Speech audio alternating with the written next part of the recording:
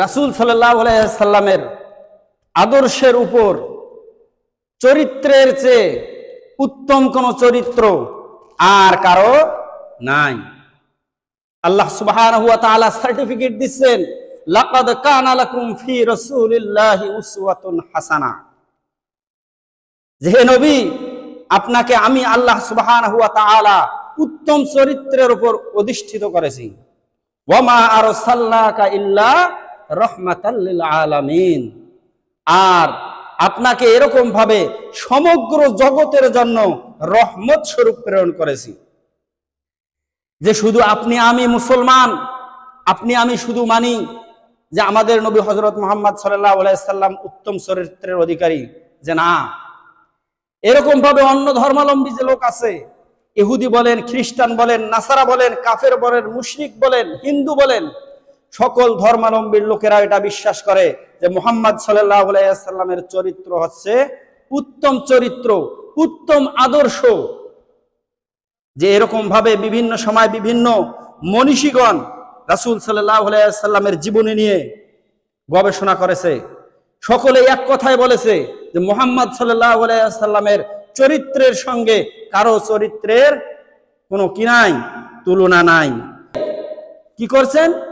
এ কথা বলতে বাধ্য হয়েছেন যে মুহাম্মদ সাল্লাল্লাহু আলাইহি ওয়াসাল্লামের আদর্শই হচ্ছে উত্তম আদর্শ।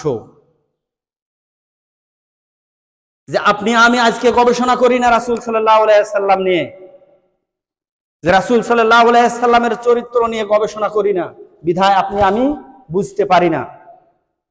যখন এই গবেষণা করব, তখনই আপনার আমার চিন্তা চেতনা পাল্টে যাবে। আমরা গবেষণা করি কি, যে হযরত মুহাম্মদ মুস্তাফা সাল্লাল্লাহু আলাইহি ওয়াসাল্লাম একজন নবী ছিলেন, এতটুকুই গবেষণা করি। কিন্তু এই গবেষণার মধ্যে আপনি আমি সীমাবদ্ধ থাকলে আপনার আমার ঈমান পূর্ণ হবে না।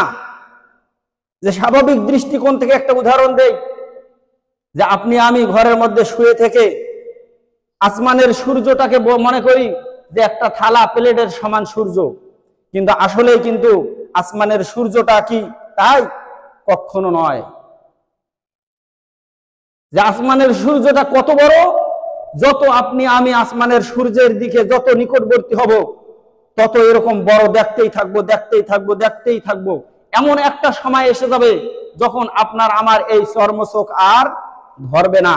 সূর্যটা এত বড়, এত বড়। অনুরূপ ভাবে রাসূল করিম সাল্লাল্লাহু আলাইহি ওয়াসাল্লামের জীবন আদর্শ নিয়ে আপনাকে আমার গবেষণা করতে হবে। গবেষণা যখন করব, তখন বুঝতে পারবো যে মুহাম্মদ সাল্লাল্লাহু আলাইহি ওয়াসাল্লামের চরিত্র কেমন ছিল। কেন আল্লাহ সুবহানাহু ওয়া তাআলা তার চরিত্রের সার্টিফিকেট দিলেন, লাকাদ কানা লাকুম ফি রাসূলিল্লাহি উসওয়াতুন হাসানাহ কেন বললেন?